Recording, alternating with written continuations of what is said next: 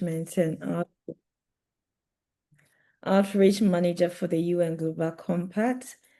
I'm happy to have you here this morning. So for us at the UN Global Compact, on every quarter, we organize a virtual open house where we have the aim of letting you understand exactly what we do. There are lots of UN initiatives and agencies.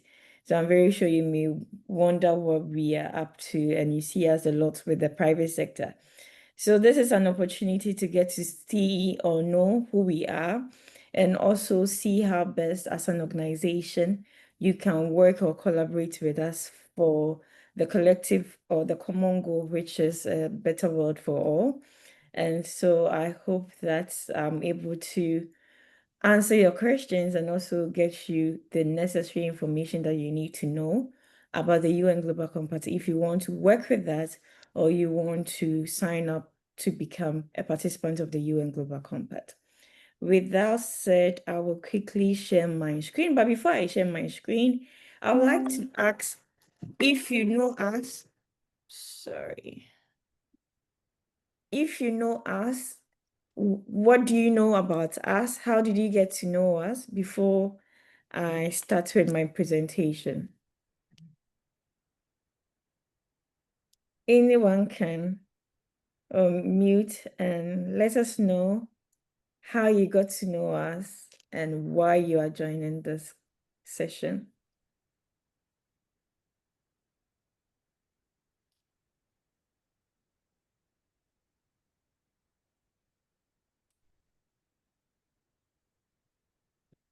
Anyone willing to volunteer? So we would Good love to morning. hear from you. Yeah, hi, good morning. Hi. Sorry, I didn't realize I was already off mute. But yes, I actually got to know of you from the uh, SDG Global Business Forum, which was last week, if I'm not mistaken. And I attended that call to understand more about the solutions in place for a more sustainable future with the work that we're doing. With the work I'm doing now. So yeah, that's how I got to know of you. I saw that you were on the call, then I reached out. I'm very interested to be part of and to connect. So this just felt like a good opportunity to do more of that. So thank you again for your time today. Yeah. It's a pleasure, Jessica, to have you. I think we interacted on LinkedIn briefly. So I'm glad you were able to make time to join. At least you will get a fair idea, and I'm very sure I will be able to answer your question here. So with that said, let me quickly share my screen as we zoom into the presentation.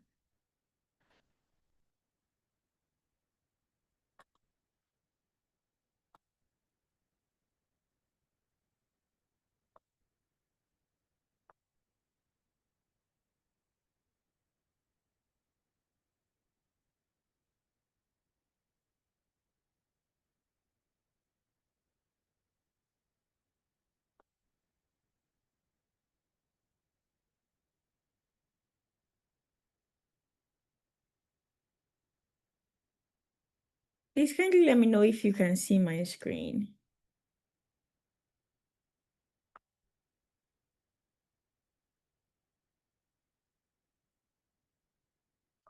Please, can you see my screen?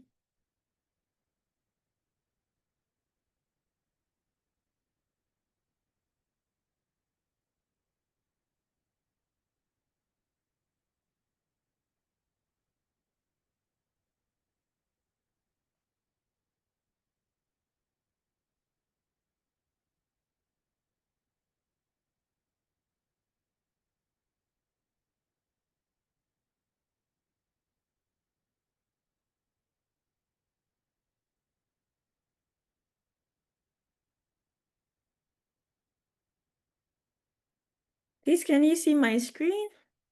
Yes, we can, Mina. Okay. Yeah, we can. All right. Mine has gone off. I'm not sure it's the same for you.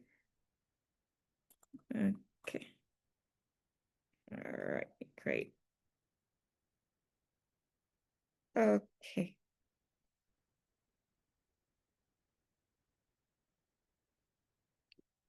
Okay, so I'm glad that those of us here have a fair idea of who we are at the UN Global Compact. So, just as any initiative of the United Nations, our goal is to ensure that we work with our stakeholders to contribute to the Sustainable Development Goals.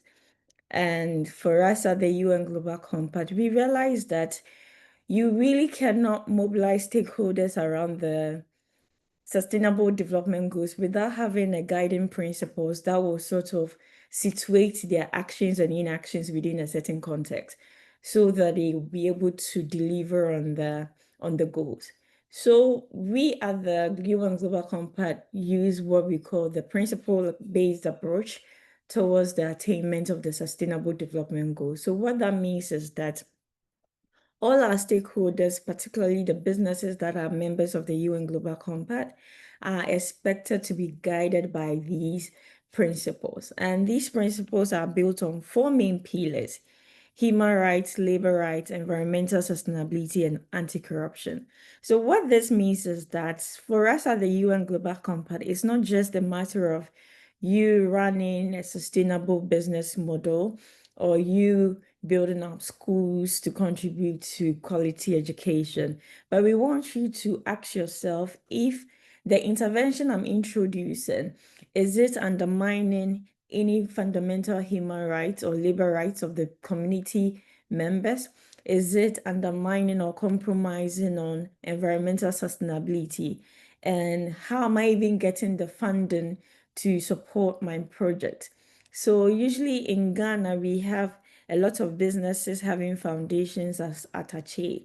If your business is corrupt and at the end of the day, you are rolling out projects left, right, and center. Yes, you are making impact in one angle, but you are destroying the entire economy on another. And that's what we want to help businesses to prevent. So we want you to have a very transparent and a very impactful footprint. And so we are asking you that before you even commit or whilst committing to sustainability, ask yourself if your actions is affecting any of these four pillars. So you are basically wearing the lens of environmental sustainability. So you want to create jobs.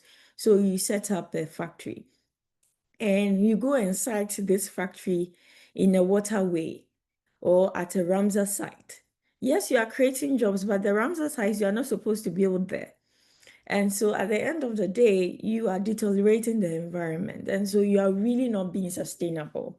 And so once you join, you're going to look at things from that angle. And we just don't leave you there. We give you everything you need in order to ensure that in your contributions, in your interventions, you are upholding the principles of human rights, labor rights, anti-corruption, and environmental sustainability. So in order to give you a brief general overview of the organizational structure of the UN Global Compact, once a member of the UN Global Compact, you're a member of over 24,000 businesses that have committed to these principles of the UN Global Compact, and it's saying that we want to commit to sustainability, but we want to do it within your guiding principles. And so for this reason, you are not just a member of the UN Global Compact just in Ghana, but you are a global member. So you are able to have access to the same tools that businesses in the US and in the UK are having access to. And you may see that we have most of our members are multinational companies, large corporate. But the question is, I'm an SME, I'm a social enterprise. Do I fit in? I'm happy to share with you that yes, you fit in as much as you see a lot of the big names as members of the UN Global Compact. The Compact currently have over 56% of its participants being SMEs. And so if you are a micro or a medium or a small scale enterprise, yes, you qualify and you are welcome to be part of the UN Global Compact. And we currently are in over 160 countries. Our goal is that at the end, in the long run, we will be able to have secretariat and fiscal footprint in all member states of the UN Global Compact, but currently we are in 160 companies. So that means that if you want to expand your production or you want to expand your skill as a business to any of these companies, you get staff of the UN Global Compact there to support you to integrate in that environment. And of course, we currently have secretariats, that's the country networks, which is about 70 now, and we keep growing and the numbers keep increasing. So that is basically us at the UN Global Compact. We are a global family with national and regional footprints. So we have intensive engagement at the regional levels where we have a regional coordinating body that work closely with the AU and in-country. Myself and Anaya are part of the in-country secretariat, and we are happy to provide our members in Ghana all the relevant support they need to help them accelerate their sustainability efforts.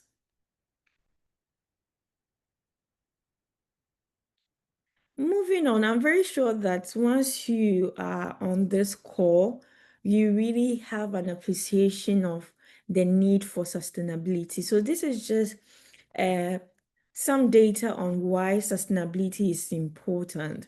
Now, if you even asking for normal loans, now there are whole guidelines on how you're going to utilize the funds that the bank is giving you. So the bank wants to see your ESG report. The bank wants to see how your business or your project is going to make impact. And so now, whether you like it or not, as a business person, sustainability is no more a voluntary action. So now it's much more mandatory, and it's tied to your access to finance. It's tied to the sustainability or the resilience of your business model. And everything you do as a business is now heavily centered and tied to sustainability. So now over 85%, according to a research that we conducted in 2023, 85% of investors demand that as a business you have some ESG initiatives in place, and 80% consumers are now holding businesses accountable. Now we have educated or aware consumers. Before somebody buys something from the shelves, they are reading on the label to know how the product came about. They are reading to know how, as a business, you are committed to environmental sustainability.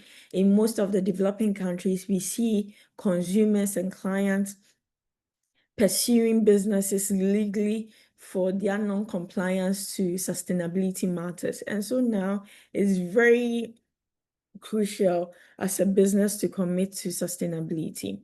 And this is also how this data shows how the regulatory landscape is changing.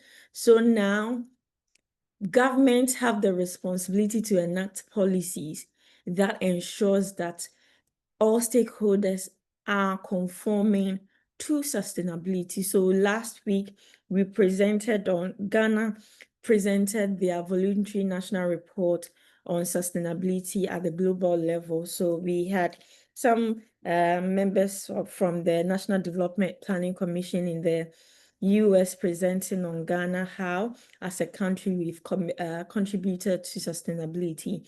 And throughout the process, we supported the commission on putting together the report.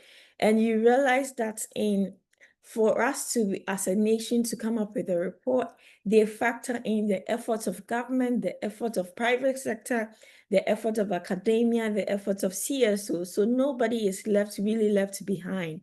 So as a business person, you don't have a choice, really, because if around 2020, the levels right from 1990 to 2020, you realize that the regulatory landscape keeps increasing. That shows how intensive this whole conversation is. Even Africa, we seem to be a bit slow, but gradually we are making progress when it comes to the regulatory landscape. So now moving on to what is expected from participating in the UN Global Compact, once you join the UN Global Compact, we expect 3 main outcomes from you. We expect that as you join, you aim to drive impact on specific goals. So as an organization, you should set clear targets for yourselves, which will be an indication of your commitment to sustainability. We understand that because you may be coming from a particular sector, you will not be able to contribute to all the 17 goals. But there are some areas when you contribute to, you have ripple effect on all other areas. And so we want you to be able to drive impact on specific goals, have clarity around the goals or around how you are committed to sustainability within your business. Then, of course, we want you to scale your ambition. In our part of the world, businesses are quick to say we are sustainable, and they do the bare minimum. And we have come to realize that doing the bare minimum is not protecting our planet, it's not protecting even our profit, and it's not protecting the people we work with. So we want you as a partner, as a business, to be ambitious in your target towards sustainability. So I think on Monday, there was the National Agribusiness Dialogue, and it was sad to hear someone making the comment that integrating sustainability is expensive, and for that reason, it sort of impedes the rate at which businesses prioritize integrating sustainability. But I'm very sure at the end of today's presentation, I'll be able to convince you that, yes, it may seem expensive, but it's really the simple things that you keep changing, you keep working on, that brings out the bigger results that we want. So aim at a bigger impact, and we are here to provide you what you need to be able to achieve those targets. Then, of course, finally, we want you to be able to make measurable progress. It's very daunting if you know that your effort is in vain. You really can't figure out, okay, I keep investing in this aspect of sustainability, but I'm not seeing any progress. And so for us, we are able to help you have a system in place that can help you track the progress you are making. And this makes it easy for you to report on your efforts when you're engaging with your stakeholders, your investors, and your consumers. And we also are able to present you the resources where you'll be able to collate your data in one place, which I'll show you in the course of the presentation. So moving on. As the UN Global Compact, we want our efforts and the resources and the programs we design for businesses to align with the ESG demands that business have to meet. So when you check our programs falls within the ESG framework. So we have environment, and the environment, when you go onto our resources, you find a number of resources on climate, nature and biodiversity, oceans and water. Then when you take social, maybe you're wondering, okay, my business is very technical. How do I bring social aspect? How do I meet the social demands from the regulator? So when you check on our platform, you see the bit on gender, you see courses and programs on human rights. So even tomorrow we are having a webinar on just transition, and it's being organized with UNHCR, and it's focusing on how we can transition effectively without compromising on the rights of people. Then we have labor and decent work. So we have programs and courses and webinars around this to ensure how, as a small business, as a medium-scale business, how can I ensure that I have some health and safety mechanisms in place? How do I ensure that there is decent work within my space? Then, of course, governance. Anti-corruption is key when it comes to a business. And we know and we understand that running a corrupt-free business in Ghana is difficult, but we are here to provide you with the mechanisms and the frameworks you can put in place to ensure that you are curtailing corruption, then transformational governance, which I think is very relevant, especially for small and medium scale businesses. You may be wondering, how do I even set up my governance structure such that it will build trust and transparency? We have resources that you can tap into that can help you structure your governance system to gain the buy-in of your board and even your management into why they should commit to sustainability. Then again, we realize that ESG may seem nice, may seem exciting, but there are enablers that helps businesses to be able to integrate sustainability or this whole concept of framework of ESG. And what are the enablers? Finance is very crucial. If I want to be sustainable and I don't have the needed resource of finance to support my sustainability initiative, then all that I'm doing will be in vain. If I don't have access to sustainable finance, I will not be able to scale my social footprint. So for us, we believe that sustainable finance is crucial, is a key enabler. And so we provide resources on that to help. One, we lobby for blended finance to support our businesses. We also create platforms and webinars that can help our businesses to tap into some investment opportunities that exist. So as part of even our Spark initiative, we explore funding opportunities that exist and we connect our members to some of these opportunities that exist.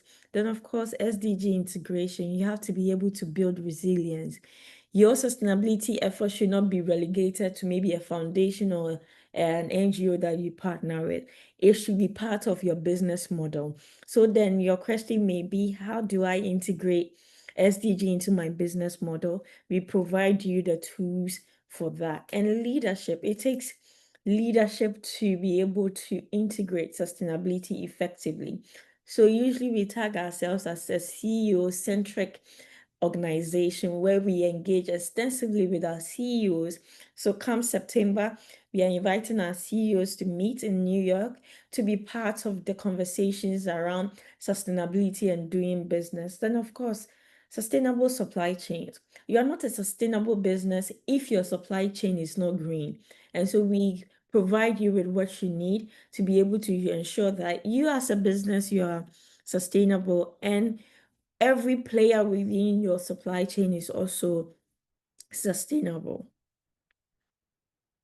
So moving on, what are the main goals that we want you to drive impact on? So the 17 goals are very broad, and some of them, based on the sector you find yourself, you may not really find value for the investment you are making. So for us, we believe that there are 7 goals that every business should have some level of commitment towards.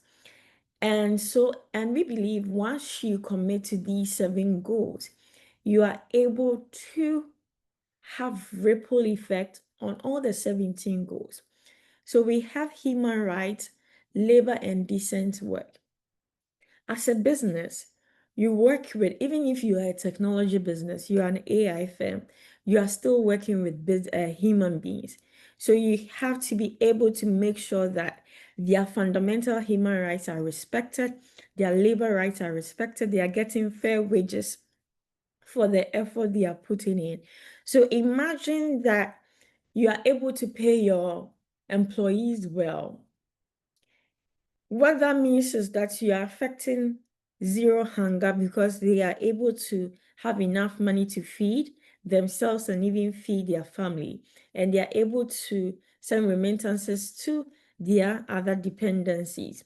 Then if you are able to also end poverty. So, because if you are able to pay them well, they are able to move beyond the poverty threshold. And so that's economic freedom. And once there is money within the system circulating, then our economies are being established. So yes, you are just looking at the human rights bit, but you see how it's linked to even the economic well-being of our society. Then climate change. Whether you are a service provider, a manufacturer, whatever role you play in our world today, you have a footprint on our climate, and your actions or inactions have some level of advantage and disadvantage to our climate. And the sad bit is that whether you play your role well or you don't play your role well, the impact of climate change affects all of us. Now, Europe is being faced with heat waves, and some people are dying in France. According to the news in France, people are dying.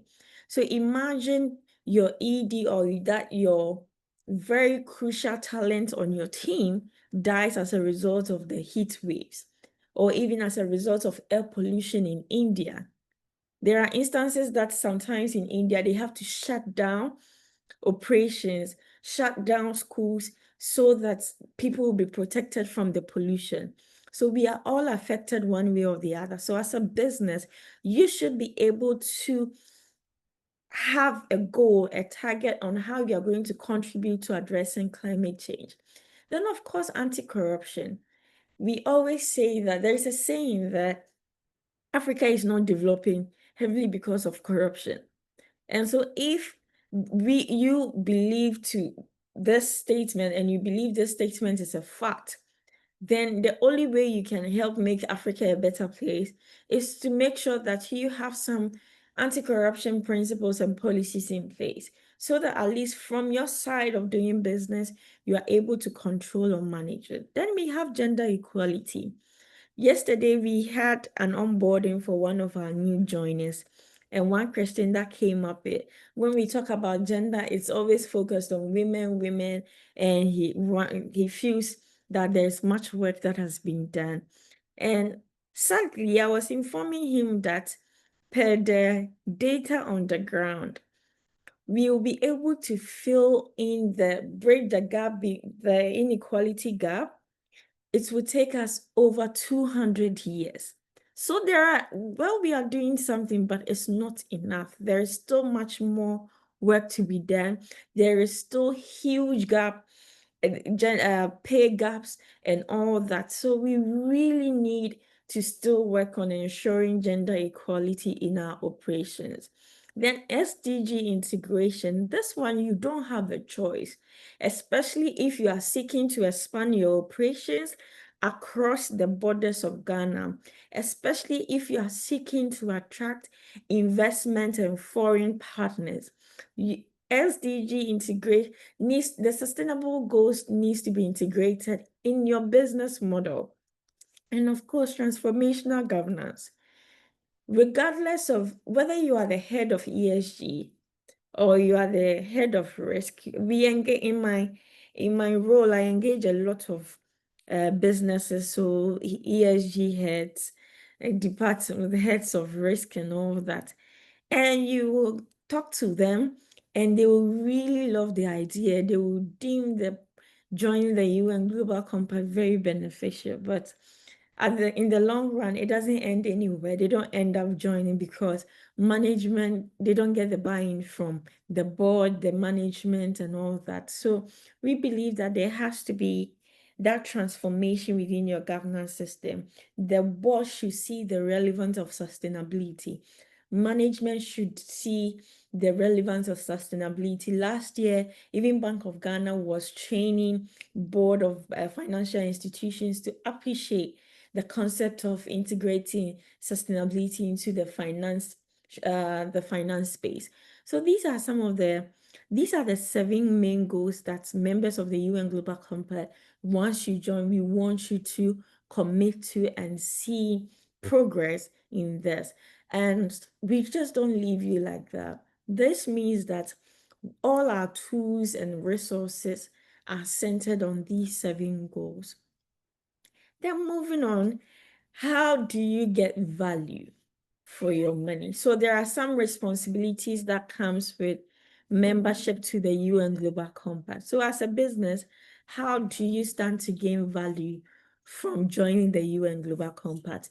We offer value on through 4 main platforms. So through connection, through learning, through leadership, and through communication. I will give the details of each. So on the connection, our goal is that No, so the real thing about sustainability is you can't really do it on your own. You can't really be sustainable on your own. You need to collaborate. So imagine as a business, you see the gaps in academia and business. So you bring in national service personnel, or you bring in new recruits, new staff at the entry level, and they can't do anything to help you. Meanwhile, they have certifications in maybe sustainable procurement or in risk that you hide them from. But the knowledge is so theoretical that they can't apply them in school. So maybe you want to have a training session for students. You can't just get up and go to University of Ghana and start training them. No, you need to foster a collaboration with any of the departments or even the university as a whole before you be able to roll out such an initiative. You want to go into a community to conduct a community project. Your best shot is to partner or leverage on an existing CSO or NGO within the space to work with. So that's our goal, that we help connect you to CSOs, peers, experts that can help you to attain your set targets. And how do we do this? We do this through our events. So we have global events, regional events, and we have in-country events. And for the in-country event, as and when we organize it, we send invitations to our members to join. So even tomorrow, we are having the launch of Ocean Center, and this is one of our project work where we are looking at ocean stewardship. How do we ensure sustainability within that sector? And so for that, if you are a business within that sector and you're working on blue economy, we are happy to have you tomorrow to join us for that event and subsequent activities that we will have in that regard. Then at the regional level, we have a number of regional events. So we are key partners on the African CEO Summit, which happens annually. And we have, as part of our SPAC initiative, we host regional webinars to address some key concerns that our SMEs in Africa are facing when it comes to integrating sustainability into their business model. Then on the other global level, we have kind of a number of businesses, events that we host at the regional level. So from the beginning of the year, we've had the Davos, that is the World, which is organized in partnership with the World Economic Forum. Last week, we had the SDG Business Forum that Jessica was part of and myself was part of. And so these are some of the ways that we foster collaboration. And one key event that we have at the global level is the Global African Business Initiative, which is an initiative that aims at attracting investments into Africa. And so when you get to be part of this initiative or event, you are not just meeting businesses from Africa that you can potentially partner with, but you are also interacting and engaging with investors who are ready to invest in Africa. So if you are able to make a good case for an investor, you become attractive for them to share those in those events. And of course, we have the private sector forum as well. So these are the ways that we foster collaboration. But aside our events, we also make sure that if a participant is doing an event in a certain area, we are able to come on board as partners, and we are also able to connect them to academia or CSOs to help roll out their sustainability objectives. So that is it for the fostering of collaboration, which is under the connection medium. Then the second outlet that we offer value is learning. Sustainability is ever evolving, it's very dynamic. Some time ago, we were talking about energy efficiency. Now the conversation is just transition. Years back, the focus was on minimum wage, but now we are talking about living wage. So then the question is, how then do we get our businesses up to date with the new trends within the sustainability space? So we believe there's the need to create platforms where our participating companies can gain the requisite skills and knowledge to help them also catch up with the new trends within the space. So how do we do this? Our first learning platform is our library, which is an open source. So for this one, if you're on the call and you don't foresee joining the UN Global Compact, but you still want to know how you can integrate sustainability, how you can be up to date with the new trends within the space, the library is what I will recommend for you. So on our library, you can get a practical guide on how to integrate ESG into your business model, and even on reporting. You get business brief. I spoke about how you should set ambitious targets, and so you may be asking yourself, how can I be ambitious in my target? We have a guide on it that can help you set these goals appropriately, that aligns with your organizational strategy. So please, I entreat you all to access our library on our platform.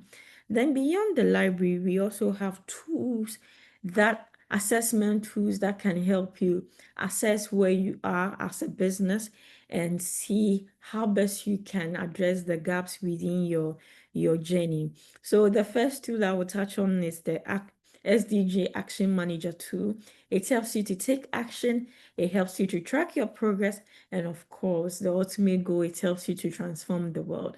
So how does this tool work? You create an account on this tool, you fill this tool with your data, and what that data helps you to do is that it tells you, based on your industry or the sector you are from, the system tells you the goals that you are supposed to prioritize, and you are able to conduct a baseline assessment. So the baseline assessment will help you know your level when it comes to sustainability as a business.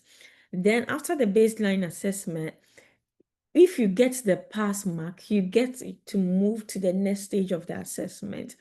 And at every level of the assessment, once you get the pass mark, you get a certification for it. And this certification is developed in collaboration with B-Lab, which is an international licensing company. So this certification or license is a globally recognized license that you can use wherever in your engagement with your stakeholders. Then we have the Women Empowerment Principle Gap Analysis tool, which focuses on helping you to mainstream gender into your business. And it's similar to the SDG Action Manager. So with this, you are able to not only utilize the tool, so this tool has other components. So it has a peer learning group, which is attached to it.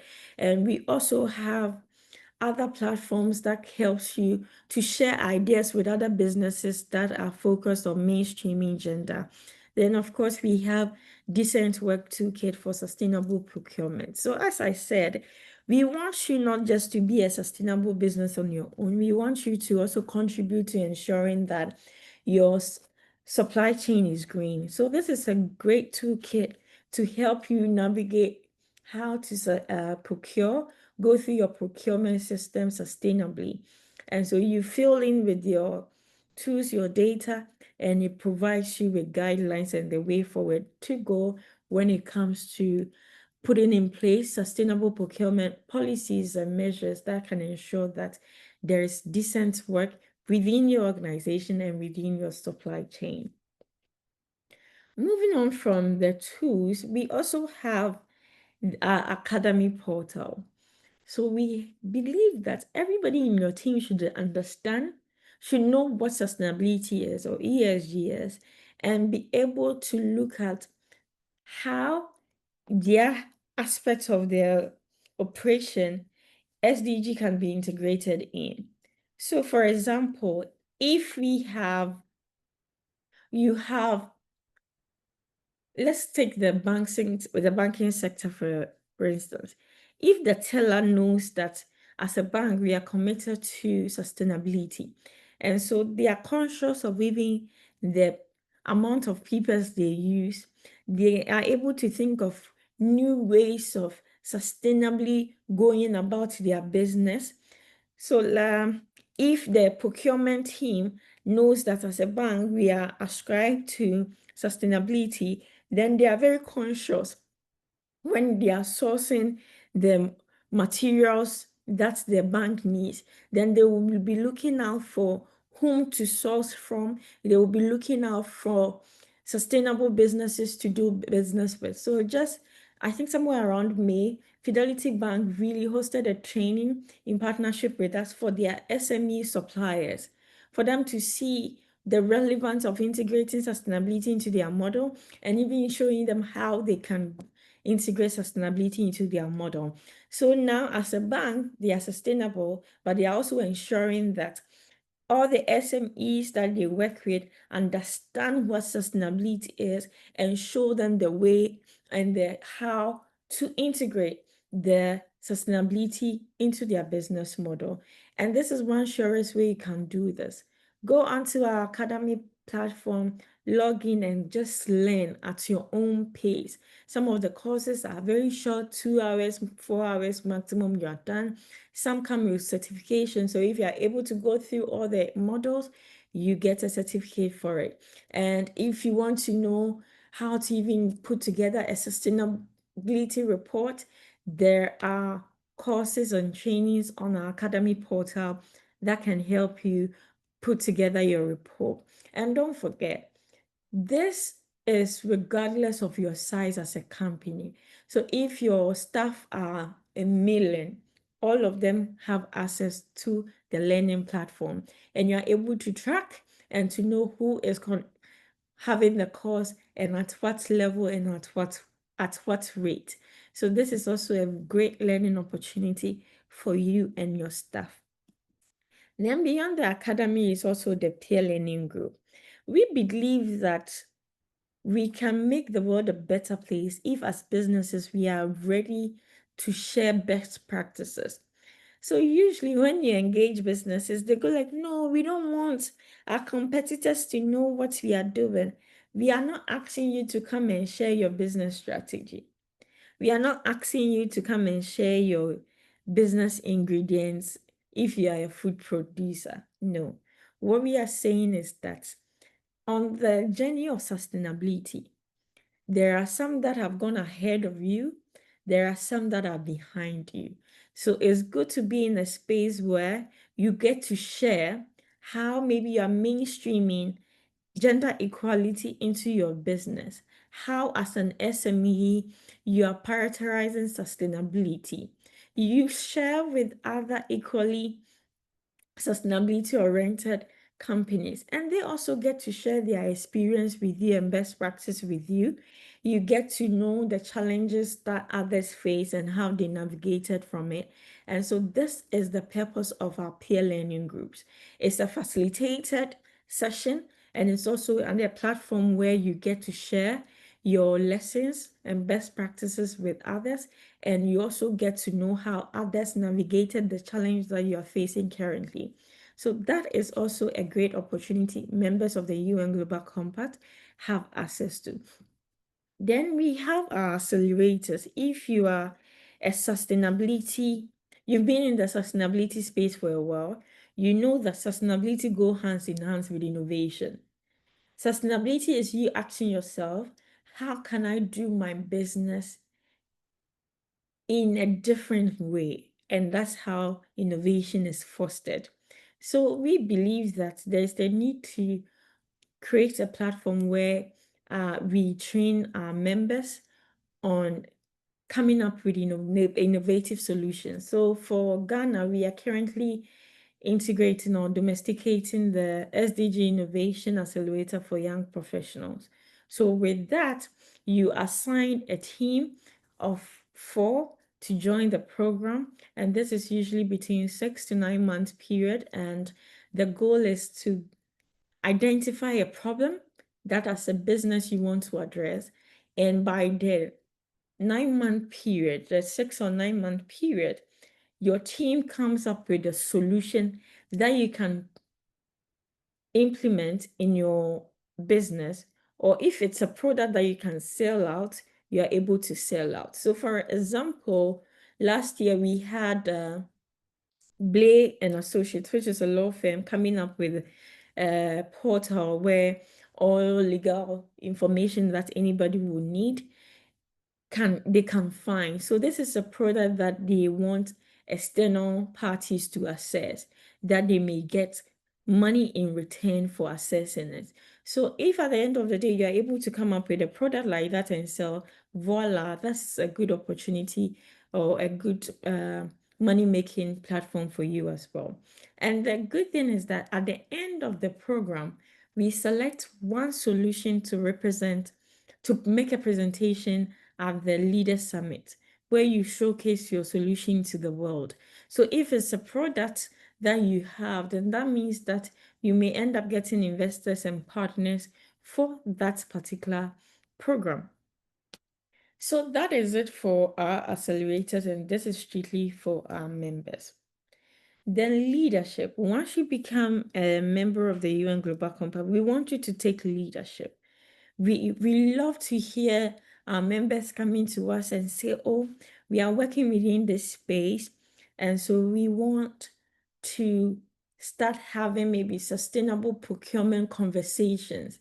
So can we partner and have webinars or trainings in this space? We are able to do that. We want to see that leadership from you. So for instance, yesterday, in partnership with InnovaDDB, who is a participant of the UN Global Compact, we hosted a show on Join Prime on sustainable marketing. And the goal is that we are going to work as partners to promote that agenda.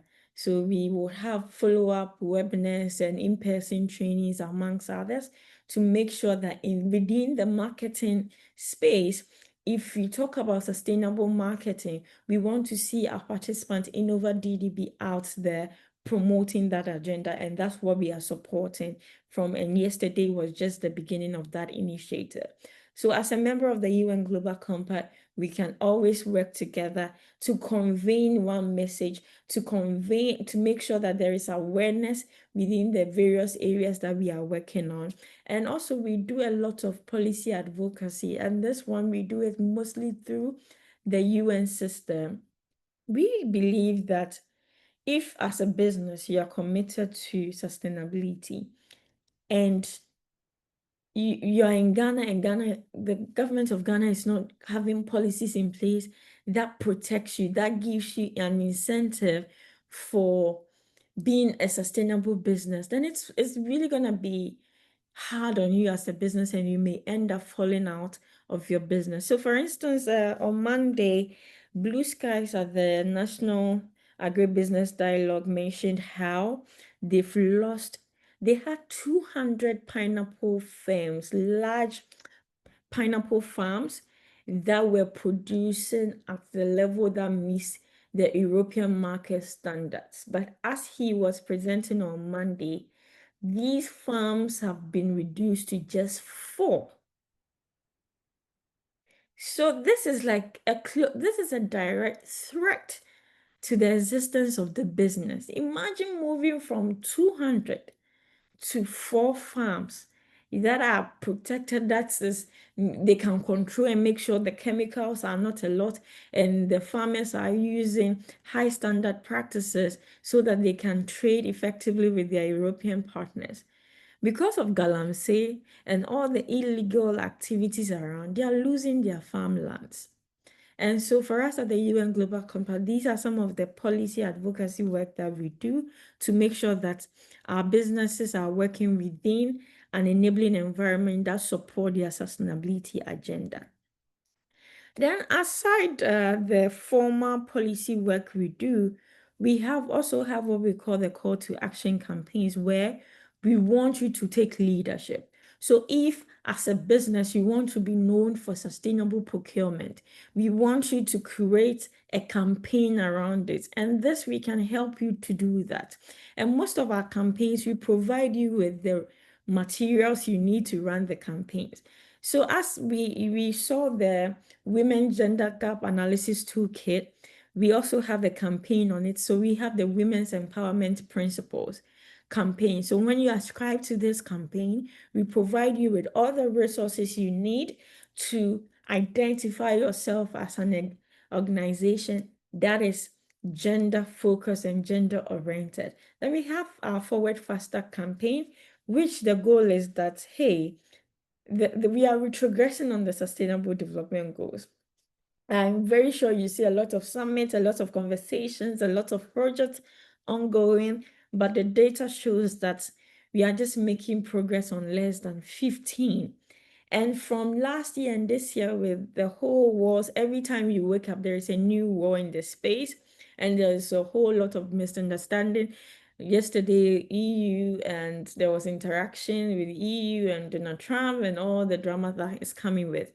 We are lagging behind. We are retrogressing on the Sustainable Development Goals. So we want businesses to be ambitious, to think more faster when it comes to the Sustainable Development Goals. So we want you to adopt one goal and commit to it. And we have all the resources you need to be able to achieve these goals. So if you are interested, I can send you all the details you need to know on the Forward Faster program so that you can sign on to it.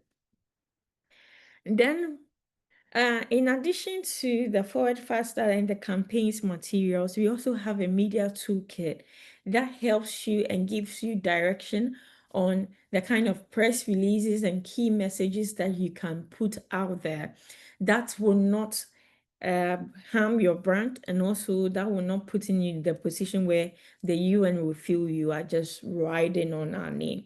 So we have clear communication on the usage of our logos, the endorsers, the communication on progress, and everything you need to know. We have a media toolkit for you. And right after your onboarding, that's one of the first documents we share with you so that it will serve as a guide for you to know how to communicate your engagements with the UN Global Compact to the outside world. So with that said, I've mentioned a lot of materials, a lot of resources. I've touched on tools, I've touched on the academy. You may be wondering how we arrived at our content. So Onanaya is not sitting in our room and putting together data. No, we have experts that work on our teams. So whenever there is a new trend within the space, these experts comes and incubate the definitions, come with the key areas that we may think will be relevant to the business community. Then we put them in our courses and our programs designs, and we make sure that all these content and data is put in the form of best practices and shared with businesses for easy implementation. So as I mentioned, just transition, living way, transformational governance are new trends within the sustainability space. And so our Think Labs are up to date. They are providing you with all the needed content that you need to be up to date with these new trends. So that ends the bit on the learning opportunities that exist for you as a business. Then finally, we offer you the opportunity to build trust and ensure transparency. And this is through what we call the communication on progress. So as a member of the UN Global Compact, one of your key responsibilities is to submit annual reports on your progress. And we believe that a report helps you to understand, and not just you, all your stakeholders understand your business position. It helps you to set clear targets for yourself.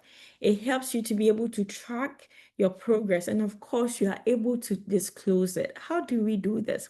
So once you submit your annual report, we have a questionnaire that you have to fill digitally, and the system helps you to track this.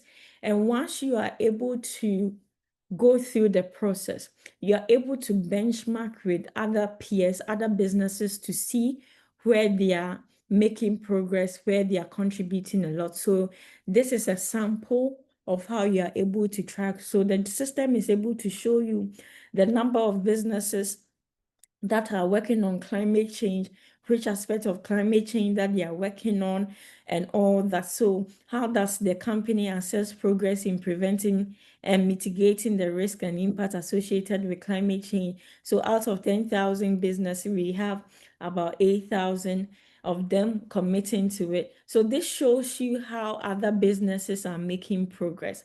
And the other thing with the portal also is that if you're able to submit more than 2 reports, so you join the UN Global Compact for 2-3 years, it's able to track your progress based on your past data, so that you know where you are making progress, you know where you are retrogressing, and it helps you to know what kind of intervention to introduce or focus on to help you meet the targets that you have set for yourself. So now I mentioned that we don't just help you to track, we don't just help you to set the target, we help you to disclose. So we don't want the excuse where you say you put together your reports, but you don't have a website, and so your stakeholders don't have access to it. Once you join the UN Global Compact, you get a page on our website. So your page is something similar to this. So your name, so you can actually edit it to suit your content. So you can upload your sustainability focused video on your portal. You can integrate your social media handles there. And all the reports you submit to the UN Global Compact are will be shown on your portal. So whoever goes on our website and check participants of the UN Global Compact and type your name, this portal will pop up for them to see your engagement and the reports that you have submitted to the UN Global Compact. So that's basically it for the value that we offer our members. And of course, we are ready to create programs with you. We are ready to design concepts right from the beginning to the implementation bit. Unfortunately, we don't do financial support for events and programs, but every technical support that you need from us, which is within the scope that we work, we are willing and open to provide those technical support for your work. So now that you know what we offer, the value, I'm very sure I've been able to convince you on the relevance of joining or being a member of the UN Global Compact. So your question may be, okay, how do I get to join? So there are just 3 stages for your joining. So we have you put in your application. Because we are a global organization, we have one application portal, which is strictly online. So you go onto our website, you do unglobalcompact.org/join. It takes you to our website where it shows you the joining process where you sign up. But even before you sign up, I will entreat you to download the business guide, which shows you the process. It gives you a template on the questions we ask you and the data that you look out for, so that by the time you start applying, you've already put together all the data you need at one place to join. But most of the data is so just your registration and details on your highest executive and your contact point, basic information on your company. Then the second step is you prepare your letter of commitment. Thankfully, this has been integrated into the portal, so you don't have to print and sign. You just have to make sure that your highest executive, your CEO, your MD knows what is in the letter. This is you signing that you agree to commit to 10 principles and you agree to stick to work to make the world a better place. And then voila, you complete the form and you are done with the application process. Then we have a review process that it goes through. If in the course of the review we have any questions, we will reach out to you, but the local network will ideally come to your office to see the people behind the application, and also to know where you are based, so that we know how effectively we can engage with you. Once you are approved, you are then successfully onboarded into the UN Global Compact. Then we start our engagements with you. As I mentioned that your primary responsibility as a member of the UN Global Compact is the submission of an annual report, but we also have an annual contribution that you have to share. This is much more of the global one. So let me just stop sharing this and share the details of, or let me finish, then I'll project the details for the local network fee so that you see where you fall, then we can have the conversation around your annual contribution. So the annual contribution is calculated based on your annual revenue. So you look at the tiers in which you fall. So if you are making 250 to 250 million, you know that at the end of every year, not at the end, every year, you are paying 2,500 US dollars. So I'll show you the rate card with the lower charge. So this is based on your annual revenue, and it's not determined by us at this secretariat. This is a globally accepted fees or rates that we distribute. And for us, once you are an enterprise, we categorize you as a business. And so this is a business focused, a business oriented initiative. So with that said, kindly keep following us on all our social media handles, and you can send us emails and we will respond to you. If you have any questions, you can link us up, DM us or WhatsApp us, or in any form that is convenient for you.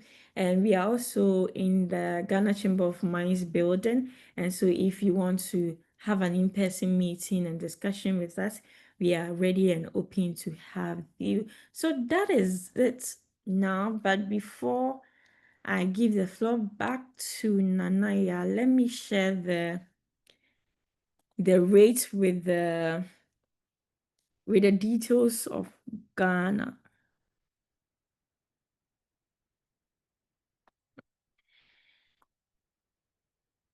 Kindly give me a second.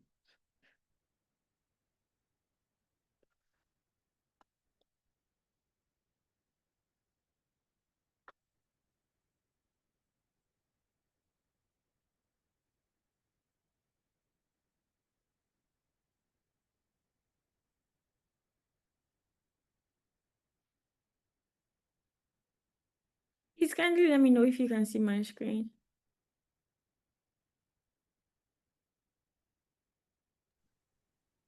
No, I can't see your screen. Okay, give me a second.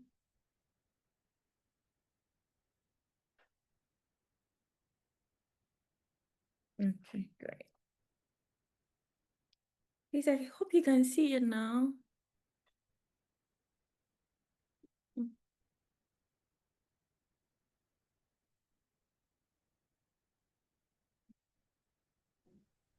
It came briefly, but it's gone.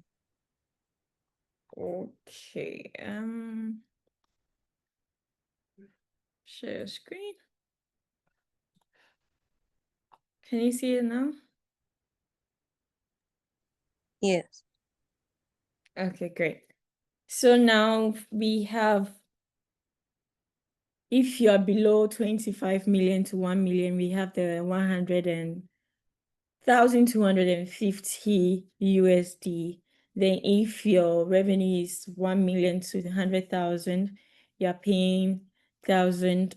Then if it's below 100,000 to 10,000, you're paying 750.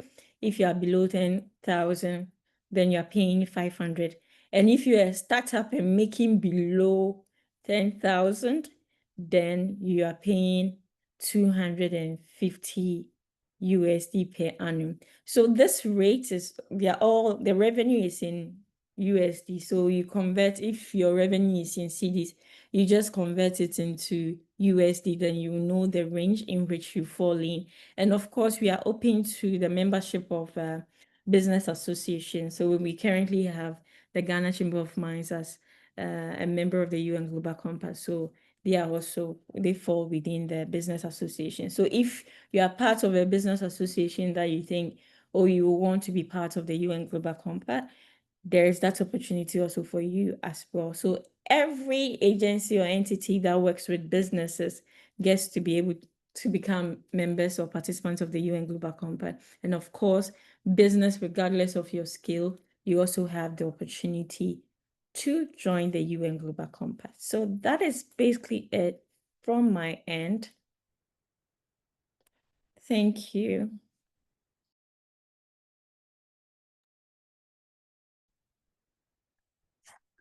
Thank you, Mina, for such an insightful presentation. I thoroughly enjoyed it, and I'm sure our participants also enjoyed it. Okay, so moving on to our next session, the floor is open for questions. If you have any questions, you may raise your hand or type it in the chat, and Mina will answer them accordingly. So we're giving ourselves 5 minutes for questions. Thank you.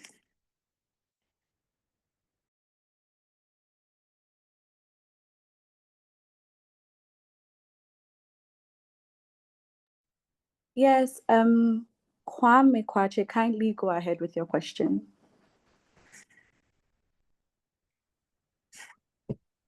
Thank you very much, Mina, once again, as usual, for your detailed presentation.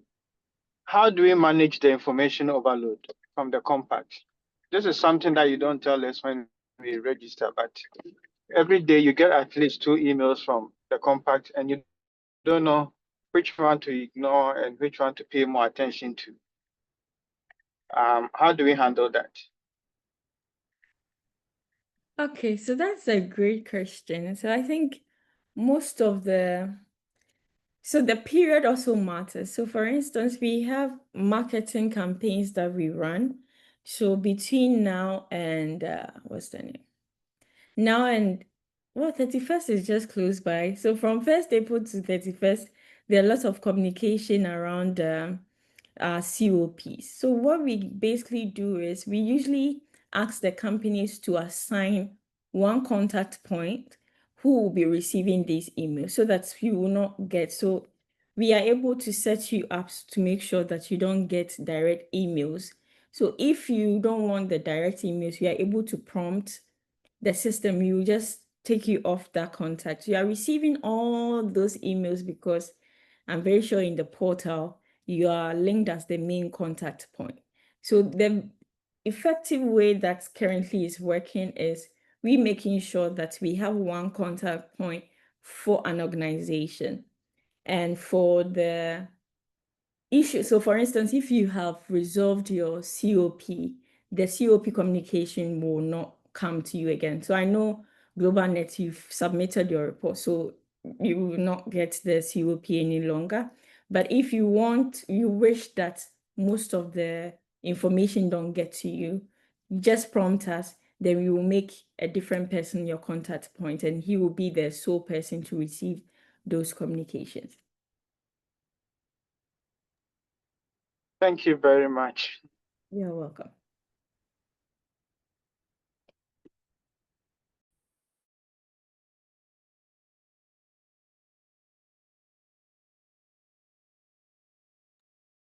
Thank you, Kwame. Yes, so Jessica has her hand up as well. You can go ahead, Jessica. Thank you. Good morning. Thank you so much for such a comprehensive presentation. It's very clear and it's certainly very tempting. My question or slash concern is that, yes, it is directed at business associations, or rather, we are an entity that works with businesses. So we work with persons with disabilities in order to get their products to market and to access markets. So in doing so, we've actually categorized ourselves as a non-profit, since we don't really make money, actually. I certainly don't make money as a founder. It's something to do to help the disadvantaged and empower them, which is working. But we will get to a place where their products will be selling, so we'll have some profit. So in terms of categorizing myself within this, the membership fee, I wouldn't know where, honestly, I don't know. Maybe you can give me guidance, or maybe this is an offline question, but I would really love to understand where to position this organization. Okay, so for a while now, we created a pause on our engagement, no, on the participation of CSOs, direct participation. So we work with CSOs, nonprofit as partners, but not participants of the UN Global Compact. So but currently in Ghana, our members, we had we have a couple of non-profit in there. This is because they were members before the new business model, where we realized that the needs of non-profits and the needs of businesses are vastly different. And so there was the need to focus on our key mandate, which was to bring businesses together to ensure that we are working collectively to accelerate impact. So currently, nonprofits are engaged, or we work with them as partners and not participants of the UN Global Compact.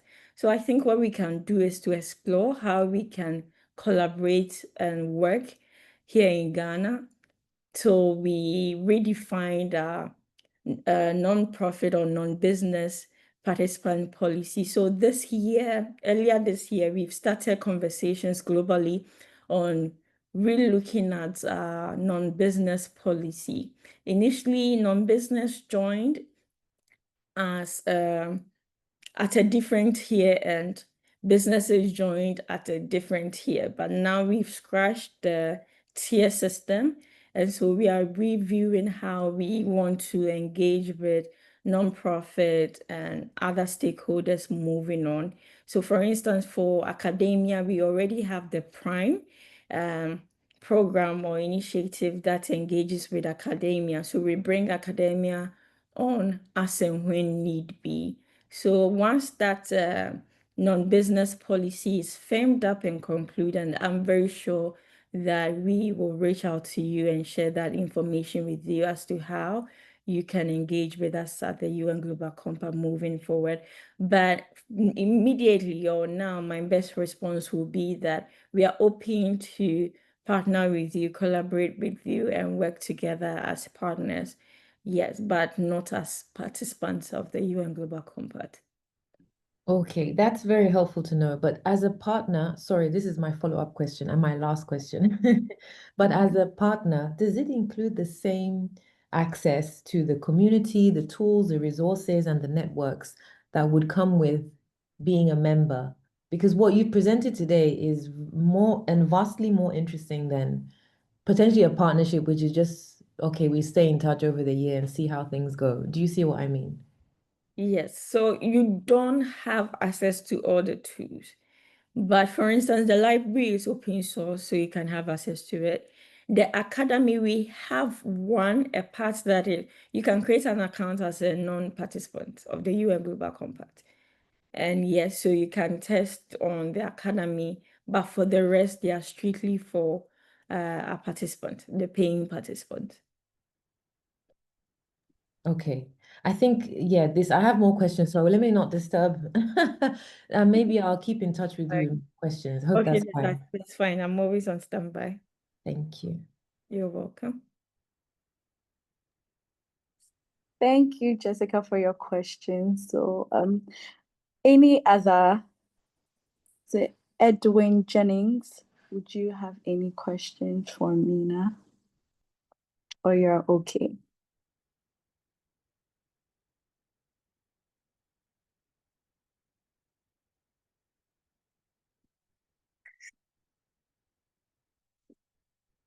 Okay, so I guess that's it for the questions.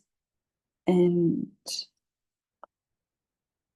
okay, so I guess that's it for the questions.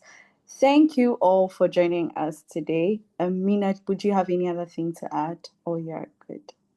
Okay, so what I will basically say is that we are open to having one-on-one conversations, one-on-one meetings as well. If you know a business that you know is committed to sustainability but are struggling in between, you can let us know. We would have a quick meeting with them to take them through how we can support them. We organize trainings for businesses, amongst others. So if you have any of these opportunities for training, for us to engage and interact with any business, you can let them reach out to us, or you can share their details with us and we will work with them. And please follow our platform. Most of the events that are open, the Spark Regional events is often open to all, to the public. So please follow us and get to know some of these events and sign up and they are very informative and insightful. Thank you. Thank you, Mina. And thank you all for joining us today. We are grateful that you took time off your busy schedule to join us here. And we hope that this session has given you a clearer understanding of our work globally and locally, and our value proposition, as well as the steps on how to join. I'd also like to say a very big thank you to Mina for walking us through the insightful presentation and for answering all the questions. And as we wrap up, here are just a few reminders once again. If you'd like to join the UN Global Compact, please do not hesitate to speak to any of us. We would be able to give you the steps and assist you in your joining. We will also share the presentation and the recording with you after this meeting. And then please do not forget to follow us on our social media handles. On LinkedIn, Facebook, and Instagram, it's UN Global Compact Network Ghana. And then on X, formerly Twitter, it's at Global Compact GH. So please stay connected, and you can send us a message, a DM. We will respond to you. Once again, thank you for your time and your interest, and we look forward to partnering with you. We look forward to any of you becoming participants of the UN Global Compact as we advance sustainable practices together. Have a great day, and we hope to see you at our next event, be it next month or next year, but we will reach out once again. Thank you very much and have a nice day. Thank you, Nana. Thank you. Thank you and have a Bye. lovely Have a nice day. day. Bye. Bye. And